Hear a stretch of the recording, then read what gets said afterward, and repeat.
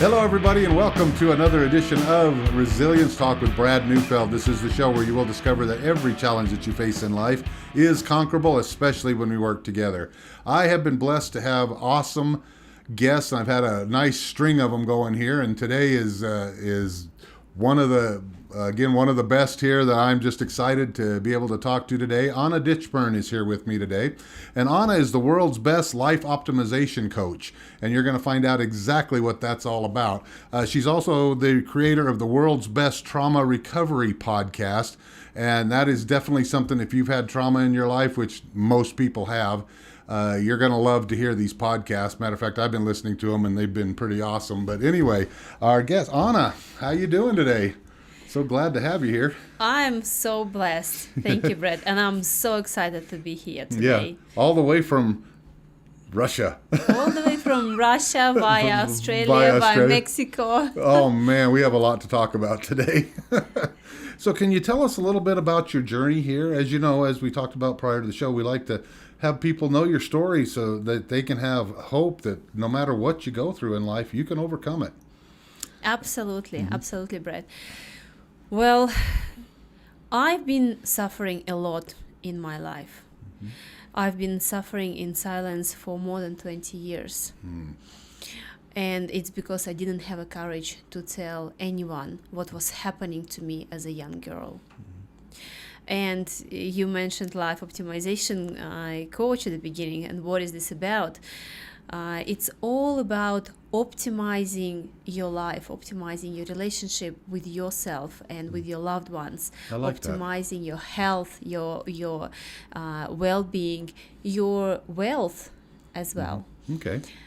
And I came to learn through my healing journey that no matter where you are at with your goals and your dreams, aim higher. Nice. Aim higher. And because I've been living my life in mediocre, in misery. Wow. For nearly 32 years. And I remember myself being a people pleaser and working hard, working 10 hours a day to prove myself at work, saying yes to people when I wanted to say no. You know, thinking if I just be better, if I just dress better, if I just make people happy, they will love me. I've been seeking validations from everywhere. Yeah. And I thought that's how everyone lives. Yeah. You know, I was going to work, I was driving car, it was absolutely normal. Outside, I looked like I have it all together. But inside, I was destroying by crippling fear of judgment, negative self-talk, limiting beliefs. And 3 years ago, I finally opened up about what's happened to me, to my beautiful husband. Yes. Who was my partner at those time, and it was one of the best moments in my life. Awesome. And the story was when I was 4 years old, I was abandoned by my biological father. He left our family. He left me, my mom, and my younger brother, who was just 9 months old. Oh, wow. And he never returned.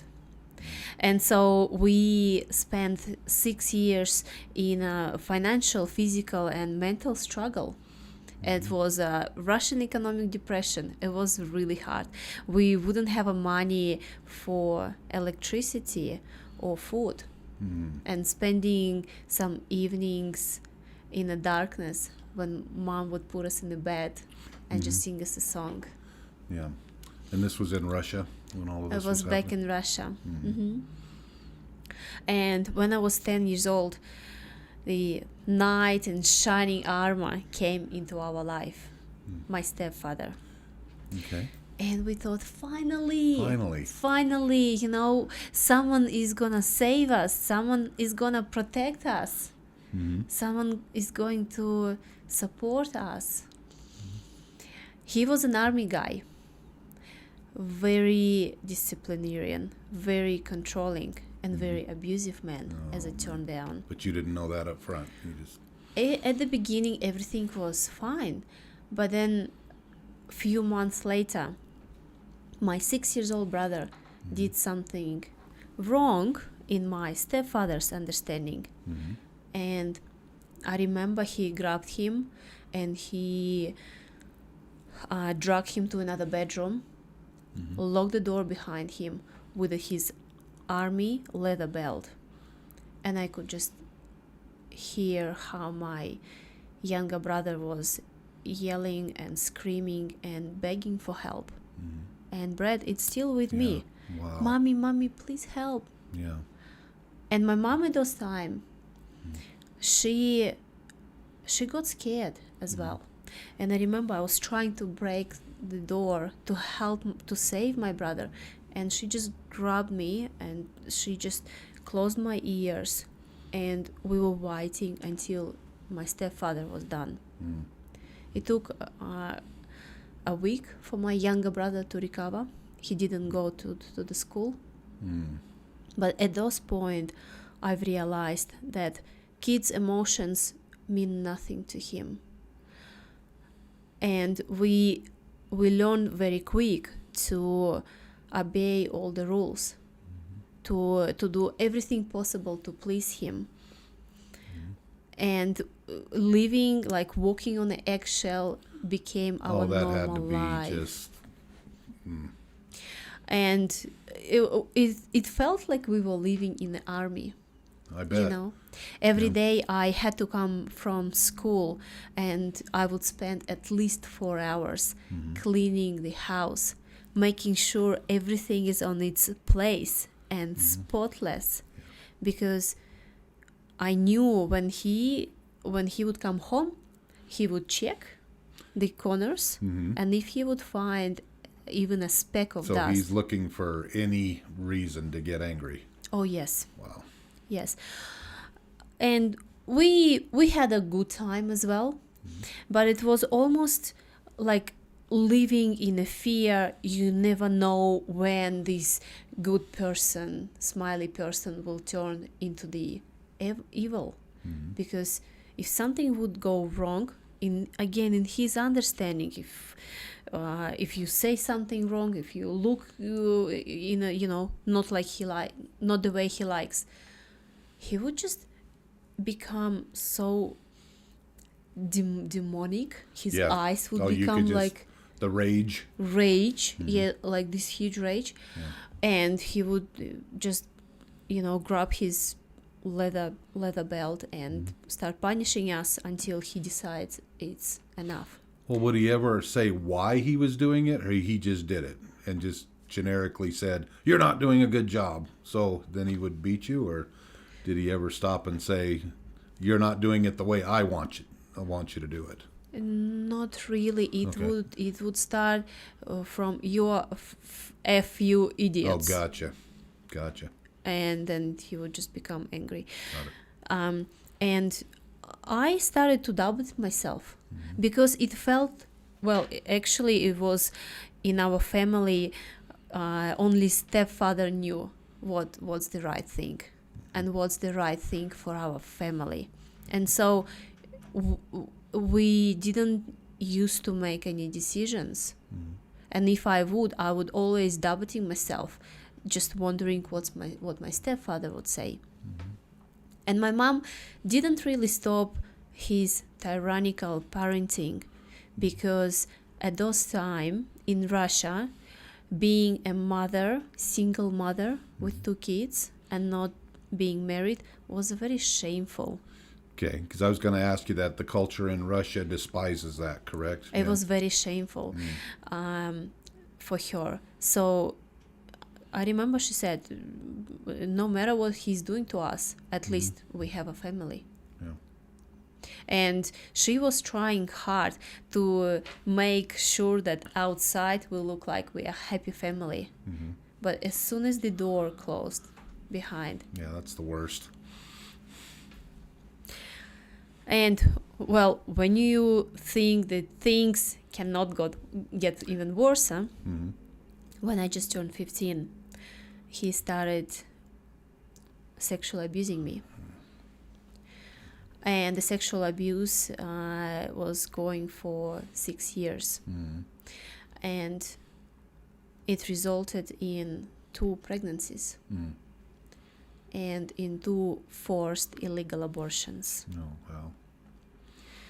And as a 15 years old girl, you don't really, you understand what is happening, but it's very hard. It's not easy to explain how much shame you experience. It feels like you've done something wrong so he did this to me. Yeah. And he was threatening me if anyone will ever find out, he will destroy my mom's and my brother's life. And knowing what he was capable of, I believed him. Yeah, I bet you did. I bet you did. And also he was inserting a lot of shame in me, telling, especially when I was trying to fight back, when I was, trying to scare him, that I'm gonna tell my mom, don't touch me. He would say, your mom is not gonna believe you. He's gonna believe me. Yeah. And she's just gonna expel you from the family for destroying her woman's happiness. Yeah. And so, Brad, I've been living with for all these years, thinking if my mom will find out, she will stop loving me. Right. And I love my mom. And you find this with most women who go through similar things? Exactly. Yeah. And the only person I told at the very beginning was my school friend. And she knew my stepfather. And she was scared of him too. And so we didn't know what to do. And I asked her to keep quiet. And so she's been quiet. And I will tell you why I'm telling you this part of the story later on. And that's how I found out where all my behaviors were coming from. People pleasing, working hard, trying to prove myself. Perfectionism was my one of the biggest. That's completely understandable with the taskmaster you had over you. Yeah. Not knowing how to set boundaries. At all. Even when I met my husband, my partner, he would ask me, Anna, where would you like to go for a dinner? And I was like, I don't know what. You were afraid to even can I choose? Choose, yeah. Wow. And even now, looking how parents interact with their kids, asking them, what would you like for a dinner, or what would you like to do for your birthday? I'm still at shock because I've never had this opportunity to choose what I want. Yeah. We were always told what to do. Wow. And at in the process, when I left the house, by the way, I left the house at 21 when it was my 3rd trial to leave the house. So you ran away? You tried several times? I tried to leave the house when I was 16 and when I was 19. Okay. And what he would do, he would manipulate by me through my mom, trying to bring me back. So he would become furious because he would try to tell me that if you're not gonna come back, I'm gonna throw your mother out. Yeah. And if it wouldn't work, he would make my mom to go and talk to me and beg me to come back. Mm-hmm. And if this wouldn't work, he would leave the house pretending that he is leaving, and then my mom would be devastated. Wow. Losing him, and she would beg me on her knees to come back. Oh my gosh. And it was hard to see her, Brad. I want to tell this moment because as a young girl, you feel responsible for your family. I felt that I have to protect my family. Yeah, and your younger brother. And my younger brother. Yeah. And when I was 21, that's where I finally made a decision. You know what? I had enough. If I won't get out from here, I probably am gonna kill myself because I was so close to this. Yeah, I bet. Well, I can imagine you felt trapped. Felt like you had no other alternative. So. Exactly. The good thing that I left. The bad thing, what's happened to me, I became like my stepfather. I was full of anger, full of guilt and shame, and it was holding me back big time. And when I met Laban, a man of my dreams, we wanted to start our family, and I was losing my pregnancies. Oh. We had 16 consecutive miscarriages altogether, including 2 ectopic pregnancies. Yeah. And 1 ectopic pregnancy nearly killed my life, nearly killed me when my fallopian tube got ruptured. Yes. From previous trauma with your father-in-law. So, but I didn't know. At those point, no one knew about my story, and not even your mom. Not even my mom. Wow. And when I was going through, I think it was miscarriage number 11, a doctor came over and he said, "Anna, we did all this research, like I've done everything possible, and they couldn't find any physical reason." And he said, "Anna, you know what? It's the problem is in you." And he said, "You need to work on this." Really? And I knew exactly what it was. And so I felt compelled to tell Laban what was happening to me. Yes. And God bless this man. The way he responded was absolutely wonderful. And I know not many people will have this experience with their partners or families. And I just want to tell those people, no matter what, find someone who went through a similar situation and who came up on another side of this trauma and know exactly how you feel, and who can help you to go through what you're going through. And if your family, because my mom wasn't ready to hear this story, I tried to tell her. I told her that, "Mom, I was sexually abused, raped when I was 15. And she said, "So what? Ooh. So many people are going through this. So what?" Oh man! And what was your thoughts then? I honestly felt very disappointed. I bet you did. Only if she would ask me, why, how, who, I would open up. Yeah.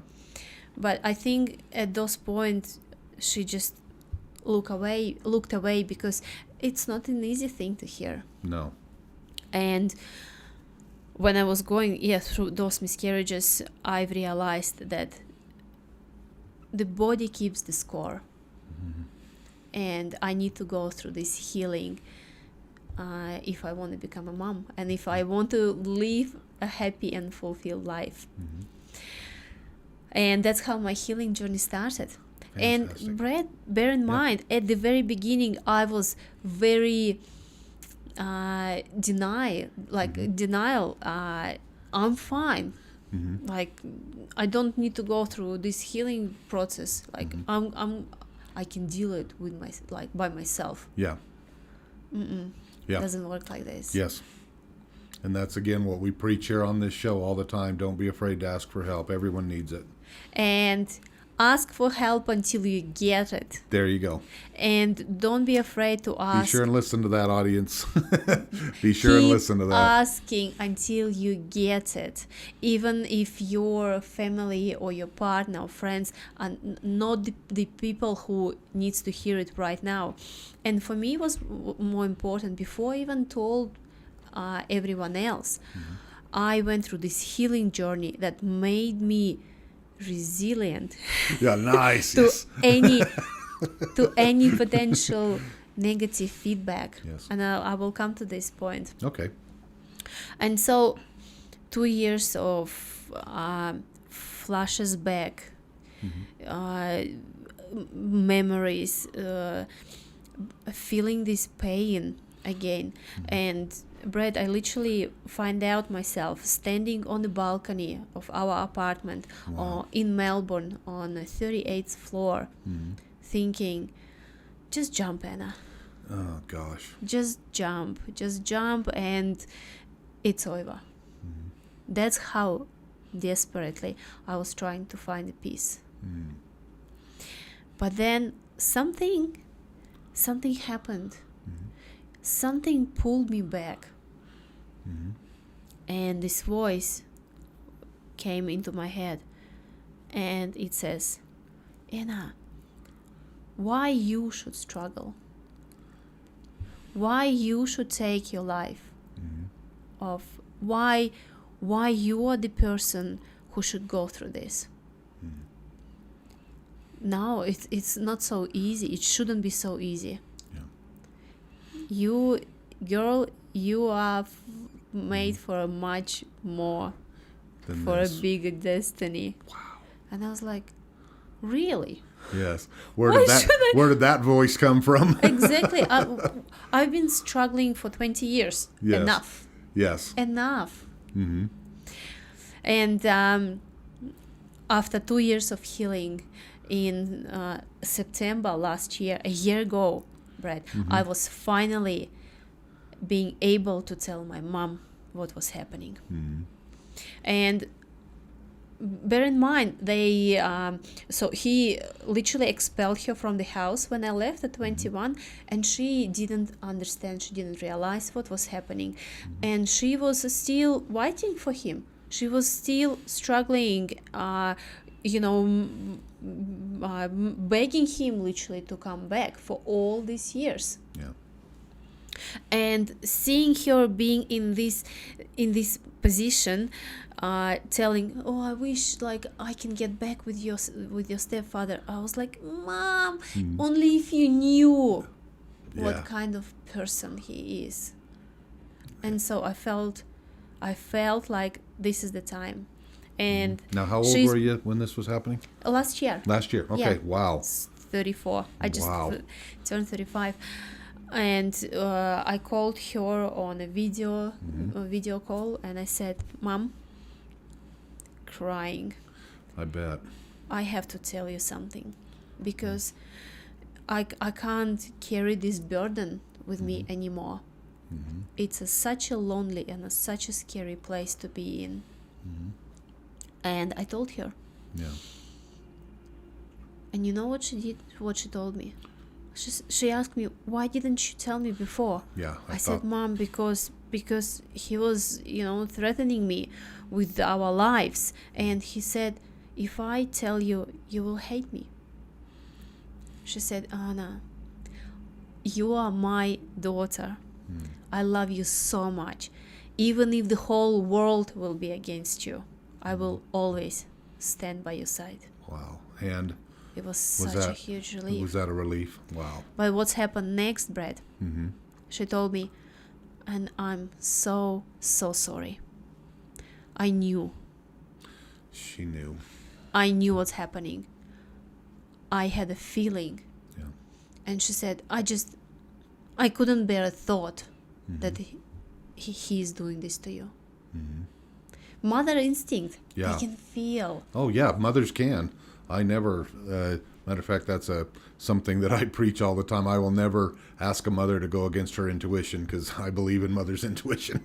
Exactly. So, yeah. And so she became a mama bear. Yes. Straight away. The woman who would never ever tell anything against this man. Yeah. She wanted to kill him. Yeah. She nearly smashed his car. He locked himself when Yes. he saw her.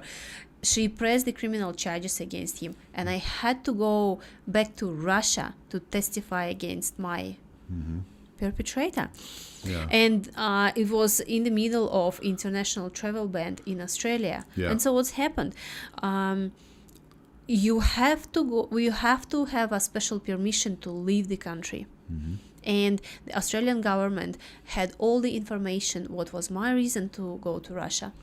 And they denied. Oh, man. They declined my request to leave the country for the first time. And I had a time within I had to be in Russia, so it was like every second matters. Yes. Eventually I got out Yes. of Australia, and I came to Russia, and I remember myself flying in the plane and thinking, I'm going home now when mom knows everything. How I'm gonna look at her eyes? Because talking on the phone is one thing, Yeah. but I was wondering what is gonna happen between us. Oh, I'm gonna bet. get emotional. Yeah. And the minute I saw her, Yeah. it was the most beautiful moment, Brad. I bet. We finally seeing got her so strength? Yeah. close. Mm-hmm. There wasn't anything between us anymore. We reconnected on such a deep level. And I faced my perpetrator. Yes. I went through all of this. So this all happened in court? Yes. Okay. And I took my power back. I Good took for my you. voice back. Yes. And you know what I say now, Brad? Yeah. After what I've gone through, nothing can break me. Awesome. Well, I believe it too, because since I've known you, you're very strong. Yes, I can see that in your whole persona. Yeah, and now Yeah. because of the statute of limitation, and because it's been such a long time, they didn't proceed with the court. They didn't have enough evidence. But remember, I was telling about a friend of mine I told at Yes. 15 years old. We haven't spoken for 17 years. And she came to help me, and she testified against my stepfather. Nice. She was the only witness. Yeah. And while I was in Russia, I realized that we have no childhood sexual abuse survivors support. And I contacted 3 biggest publishers, magazines in my hometown, and only one agreed to publish my story because I wanted to tell it. In Russia, people don't talk about this. And I told my story, and it went viral. It went crazy. Wow. 50,000 views. Wow. Like within a few hours. Wow. And so everyone in my town find out who is my stepfather is. And he's quite famous person because he went into business. Right. Like a Russian mafia. Yeah. So many people would know him. Yes. And he was saying that I'm on drugs. Oh no. Probably well, just of course, need some he's money. trying to anything he was- can do to hurt you back. Yeah. That. Jeez. Exactly. And save himself, so to speak. Yeah. So, and I left my email address in this article saying, girls, if you are going through a similar situation and you have no one to talk to, send me an email. Hundreds and hundreds of emails with men and women feeling compelled to share their stories. Yeah. And one story struck me the most. It was a woman, 42 years old woman, Yeah. got pregnant at 16 from her stepfather, and was so ashamed to tell who was the father of her child that she had to leave the house, and Yeah. she would sleep on the sofas, on the couches at her friends' houses. Yeah. But when she had a baby, no one wanted to have her. Wow. So sometimes she would sleep under the bridge. Sometimes she would find some places in abandoned houses. But she survived. Yeah. And she told me, Anna, I'm still afraid to tell my story. Yeah. And I'm saying you a huge thank you from the bottom of your heart, from my heart, Yeah. for opening up. For opening up, because you see what you started. And that's how my podcast Which was is a born. good thing. Oh man. I wanted to become the biggest, the loudest voice for those people who are struggling with their traumas. And that's how life optimization, world's best life Absolutely. optimization, was born. Well, one more quick question. When so this was all mostly happening in Russia. When did you get the courage to say, you know what, I'm out? Because you said you tried to run away a couple of times. And when was it that you finally said, no, I'm done? And then what led to you going to Australia? For the third time, when I finally decided that I'm done, I was driving my car, and it was, I can't remember exactly what was happening to me, but I felt this urge, desire to drive my car into the tree. Okay. And I was like, Why would I have that? Yeah. yeah, because we don't understand how impactful, negatively impactful those emotions, trapped emotions are, that store in our bodies. Yes. And it runs our mind on a back, you know. And then I just thought, I can't do this anymore. Wow. I cannot do this anymore. And that's how I just came home and I said, I'm leaving. Yeah. I'm 21. Yes. I'm leaving. And I was still studying at university. I just found a job as a waiter. So I was struggling. I Yes. didn't really have many options. And I remember I was walking around in the city and putting these paper advertisings on, you know, buildings. Yes. I'm looking for the one-bedroom apartment for the lower price. Yes. I'm very I'm very responsible, and Yes. but I couldn't afford it. And you know, when you decide to do something, the right people, the right time, the right place, the opportunities start coming for you. Everything just start aligning. Because while I was putting the advertising, sticking it, a guy came over and he said, "Oh, are you looking for the apartment? My neighbor is moving out, and so she's looking for someone to find very quick, like literally tomorrow, to live in her apartment." And I think the price was very low. Yeah. I was like, wow. Wow. I moved in next day. Moved in into this apartment next day. Yes. And how I ended up in Australia, when I was 22, I went to Thailand with my mom, and I met my ex-husband. Yes. And he brought me to Australia. So I came for love. Yes. But our relationship didn't work out. We've been together for 5 years. Yeah. It didn't work out. And why?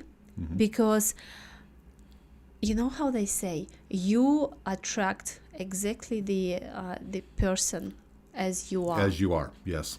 And so what's happened... happened... And there's truth to that, yes. And what's happened in a year, roughly, I started to notice some of the patterns and behavior that my stepfather had. Yeah. It was he was started verbally abusing me, and started physically abusing me, and he started to dictating how I should live and what I should do. Yeah. And at those time, I didn't know how to behave, so I went back into my normal life, walking on an eggshell, trying to please, But you noticed it, though. You were able to stop yourself and say, why am I doing this? No. No, not yet? Okay. No. Okay. Instead. Okay. Again, this is real life here. This is what people go through, yeah. Instead, he works in a hospital, and so we would have strong painkillers in our house. Mm-hmm. And I remember I was in such a deep depression because I knew I didn't have an evidence, but I knew he would cheat on me, and he would so verbally abusive, just to put me down all the time. And I grabbed those pills, and I was holding them in my hand. Here's water, and again, just drink it. Yeah. And my mom called me. Oh. She said, "You know what? Just feel like talking to you." And I was like, "Mom, if you won't hear from me tomorrow, please forgive me. I love you so much, but I can't do this anymore." And she said, "Anna, okay, before you do anything to yourself, I want you to promise one thing." I was like, "Okay, what is it?" She said, "I want you to write the list of your ideal person." Okay. I want you to make get every single detail of him, how he looks like, what he loves doing, what he loves doing with you, what you love doing together. And I was like, I don't believe in this bullshit. All men are the same. Yep.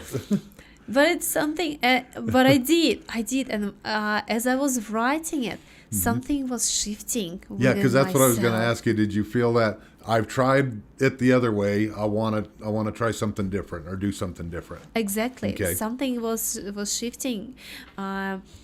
Is like suddenly this light was coming out, excitement that, oh my goodness, I can't believe that this man exists, but let's see. A week and a half. And what I wrote in my list, he's New Zealander. He's bald. He's fit. He loves exercising. He's very honest and very loyal. And he has a tremendous sense of humor. Yes. And I'm not sure if I can talk about this on the show, but I wrote we Of are course you having can. a wild sex Okay. every day. Absolutely. A week and a half later, a bald New Zealander Yes. stopped me on the street, and he said, he spotted me from 30 meters away, Yeah. and he came closer, and he said, "Excuse me," looking right at my eyes, "but you are stunning, and I wonder if you would like to have a drink with me one day." Wow. Pow! I was Yeah. like- Pow. And it happened so quickly. It you probably know- took you back, didn't it? It's not about happening quickly. yeah. It's about my soul Yes. Yes. knew it's him. Yeah. It's like, yes, that's the one, that's the person. I felt this huge, so huge power, energy Yes. was going through me. You know, when you just getting elevated. Oh, that's awesome. And yeah, Giving me goosebumps. it's gonna be 4 years as we are together in Fantastic. September 15th. Well, and we actually interviewed her husband, Laban. Laban Ditchburn. Yes. Yeah. Anyway, we have a joke. I was calling him Lawrence for a while, but anyway, and Laban's story is he was going through something similar on his side, and for these two to come together at the perfect time is is cool. This is a cool story. So, And Brad, the job Yeah. that you are doing yeah. with the Resilience Project is so important. And thank your show, your podcast, is one of the most important shows on the planet. Thank because you. so many people are realizing right now that what's happening in the world, and not many people survive through this situation. So the work you do is so important. Thank you so much. Thank you, Anna. Thank you so much. We're going to take a quick break, and when we come back, I want, if you could, tell us a little bit more about your podcast and more about your mission. But our guest today is Anna Ditchburn. She is the world's best life optimization coach. I did it right. And she's also the creator of the world's best trauma recovery podcast. And we're going to get into that so you can find out exactly where you can tune in and listen. And you will want to. I've already heard several episodes, and wow, I just want to say that you really hit on some really key things that people need to overcome challenges in their life. And so anyway, we're going to take this quick break. We'll be right back. Do you know someone who's gambling with death due to an addiction? Do you know someone whose life is being turned upside down due to a loved one that's battling with addiction? Hi, I'm Al Richards. I am the host of the Other Side of Addiction podcast. I started the podcast due to my wife's battle with alcohol. Let's just say I became addicted to her addiction. Our podcast is helping people understand a little more about those who have battled addiction and those who are hurting from their addiction. Through raw vulnerability, we share stories that help uncover the root causes of addiction. Shame felt on both sides, matter of the conscious and subconscious mind, continued beliefs, and often confusing paths of recovery. We collaborate with real people and their stories, as well as licensed professionals, to help our audience gain a better understanding of addiction. You can find us on Resilience Talk Network. You can also find us on Facebook at Mr. Al Richards. That's Facebook at Mr. Al Richards. You can also find us on YouTube. Just look up the Other Side of Addiction podcast.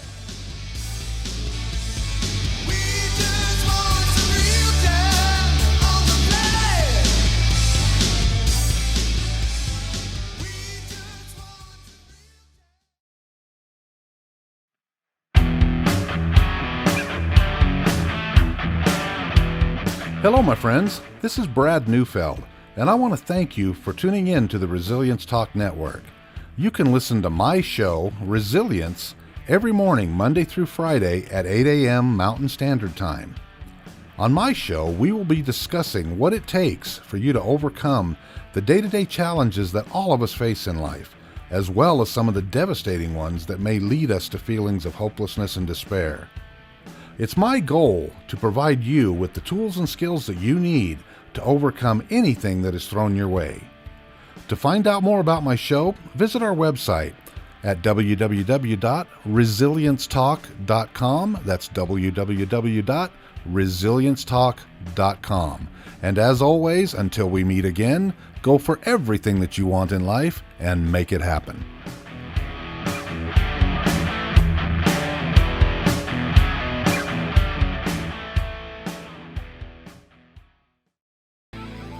Welcome to the Resilience Talk Network. My name is Jay Walter, and I'm the host of Rebuilding, heard every weekday night from 6 to 7 p.m. You can listen in and learn how to face your fears, overcome obstacles, and make dreams a reality. So listen every weekday night from 6 to 7 p.m. right here on the Resilience Talk Network.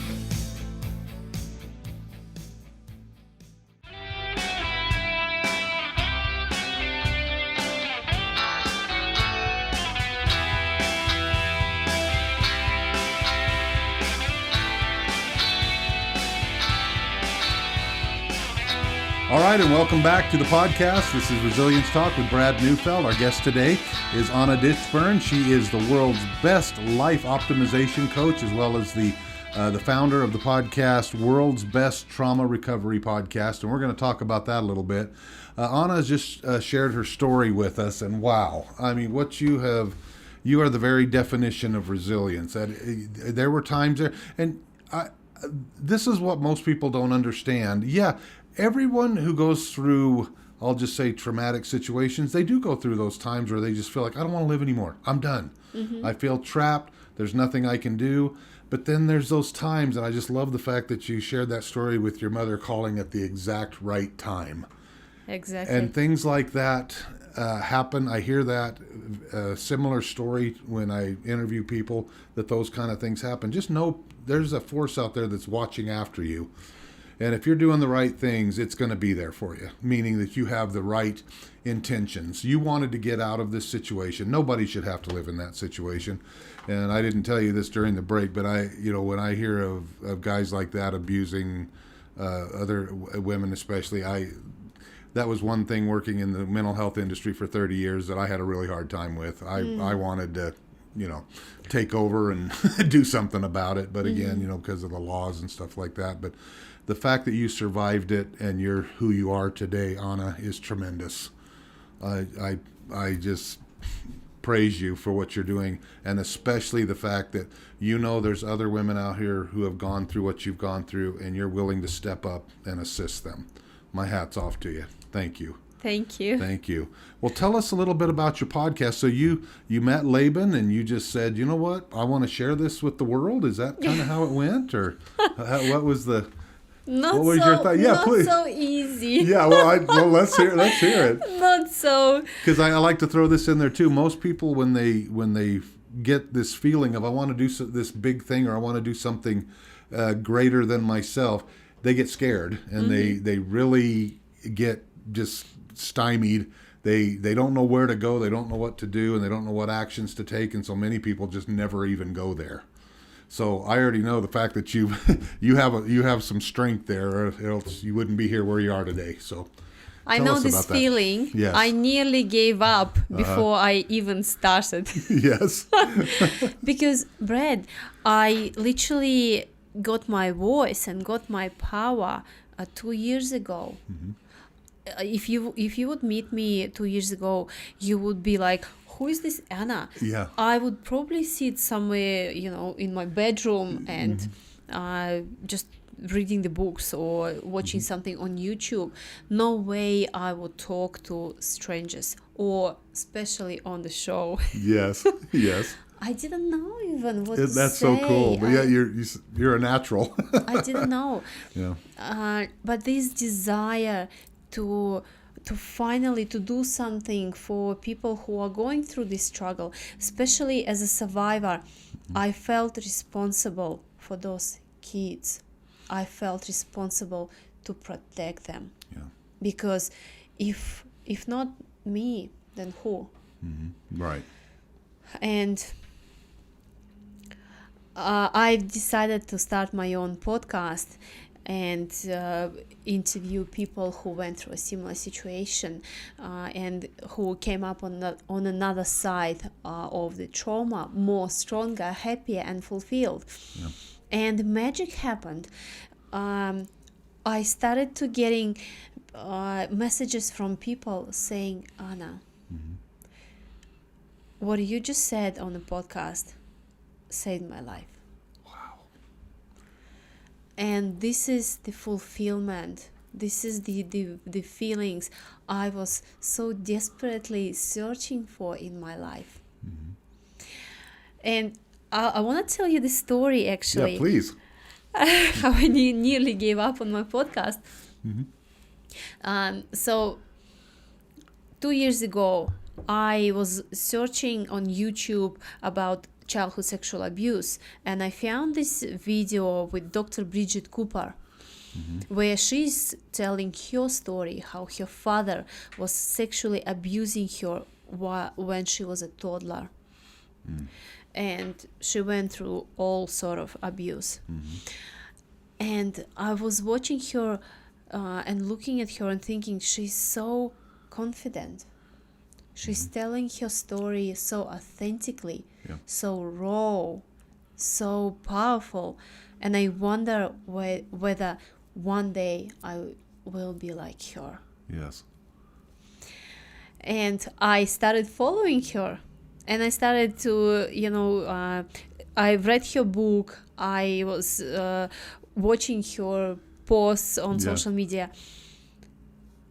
And I was trying to surround myself with people who are much stronger than me, with people who I want to become. Mm-hmm. And I was organizing my podcast, and I was looking for the first guest. Mm-hmm. And my husband's friend said, "Oh, I know someone who went through sexual abuse, and she would be a wonderful guest on your podcast." Mm-hmm. And guess who it was? Who? It was Dr. Bridget Cooper. No way. What a way to start out. Imagine your favorite superhero would just Yes. knock the door and say, "Hey, I want to spend an hour with you." You will be like, Whoa. Whoa. Exactly. like, what's Dr. Bridget Cooper with millions of followers will want to do with me? Mm-hmm. But that's a limiting mindset. Yes.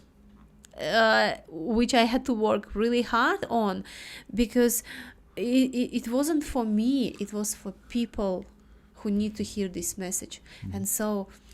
And she agreed to come on my podcast. Oh, that's awesome. And we had the most amazing time together. Awesome. We're still friends. Matter of fact, we're going to put that link. So look down here in the show notes. We're going to put a link to that podcast, if that's okay. Yes, Yeah, I'd love to- it's love my to. very first podcast. Awesome. All right. We're going to put it out there for the world to see. And I started to getting messages again from people. I need your help. How would you can you help me to become so confident and open like you are? I was like, wow, people wow. are telling me that they could feel my energy, because my energy was shifting as I was telling my story more and more and more and more, because it's so healing, Brad. It's so rewarding. And I just became a world's best life optimization coach. Yes. And the world's best is not an ego thing. No. It's my commitment to myself. Waking up in the morning, I ask myself, how would the world's best life optimization conduct herself? Would she be scared? Or she would go for it? Yes. Would she be overthinking, or she would just take an action? Yeah. So, and my husband is world's best courage Coach. And, Yes. and it's the whole movement of world's best. And his name is Laban Ditchburn. Ditchburn, he's sitting right behind. Yeah, he's with us here in the our studio. Camera. He's waving at you. My biggest supporter, my friend, my lover, my Awesome. everything, my life. Well, he's easy to love. So Yes. Sometimes. sometimes, okay, that's another podcast. So Yeah, we need another time. Anna, what can you tell the women out there who are currently in a situation as yours that you've been able to overcome?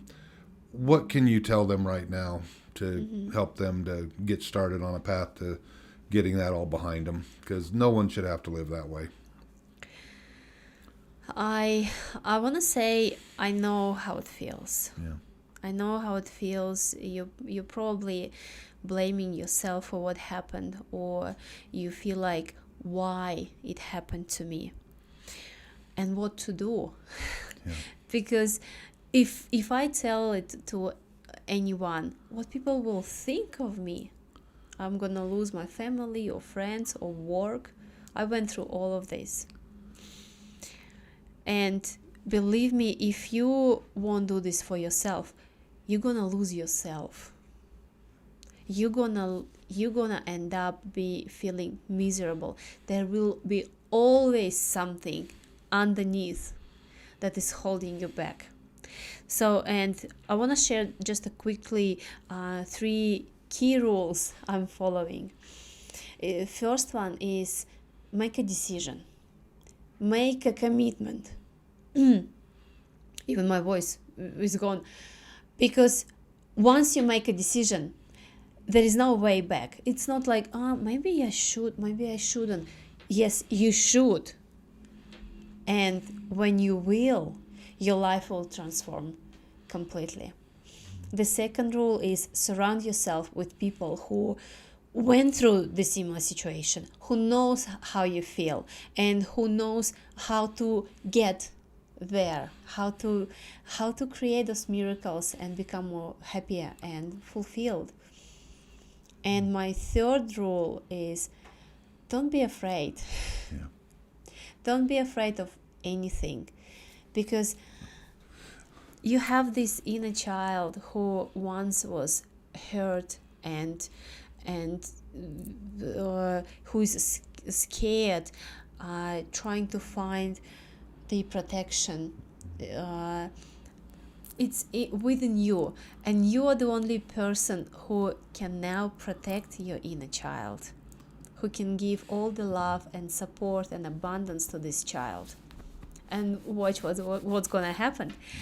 And we are organizing this amazing event with my husband Laban Ditchburn on 10th of September, on Saturday at 10 a.m. Mountain Time. Okay. And it's a free event. Okay, and you're going to give us a link that we can put in the show notes? Well, actually, if you if you text the word courage to 33777, so it's a word courage to 33777, we will get you the link to this event. It's for free. It's 4 hours event, and it's going to be very powerful. It's called the power of speaking up. Speaking out. The power of speaking up, because unless you decide to speak up, unless you decide to hunt the discomfort will keep hunting you. Wow, that's powerful. That is powerful. Anna, thank you so much for this. Thank you so much. I am inspired, and I know people who listen to your podcast will be too. And how can they find out about your podcast as well? So be sure and sign up for the event for sure. So that's text courage to 33777. So courage 33777. Text that and they'll get you all set up. Yes. But where can they find out about your podcast? You can find it on my website. It's annaditchburn.com. You will find all the links. It's on YouTube, and it's on all the podcast platforms, Spotify, Apple. Yep, podcast. And also on your you have a Facebook page as well, correct? I have a Facebook. Yeah, get on there and follow her. So do it to it. I did today. I saw you had a little link there, so I followed you. So anyway, it's all good. Thank you so much, Anna. All right, everybody. Our guest today has been Anna Ditchburn. She is the world's best life optimization coach, as well as the founder and creator of the world's best trauma recovery podcast. There's no reason for you to live in squalor. There's no reason for you to live behind fears and whatnot. I know it's hard to overcome those fears. That's the number one thing, in my opinion, that holds people back in life. And the quicker you get past it, the only way I know to get past it is to go through it. Feel the fear and do it anyway, and ask for the help that you need. That was one of the biggest things that I had to learn in life, was being able to set aside my pride and say, you know what, I need help. And that was one of the greatest things I've learned. So, folks, again, share this podcast with other people. This message needs to get out there. Also, subscribe to our YouTube channel. Hit the subscribe button right at the bottom. Or if you're watching this on Facebook, please leave a like and also a comment. We'd love to hear from you. Tell one person at least that you know of about this podcast. Let's join the resilience is what we call it. We have a movement going, join the resilience movement. And you can find out more about that on our website at resiliencetalknetwork.com. That's resiliencetalknetwork.com. You can also email us at info@resiliencetalk.com. Once again, info@resiliencetalk.com. And if you'd like to be on the show, or you know somebody who would like to share their story, call me directly at area code 435-830-6945. And until we meet again, go for everything that you want in life and make it happen.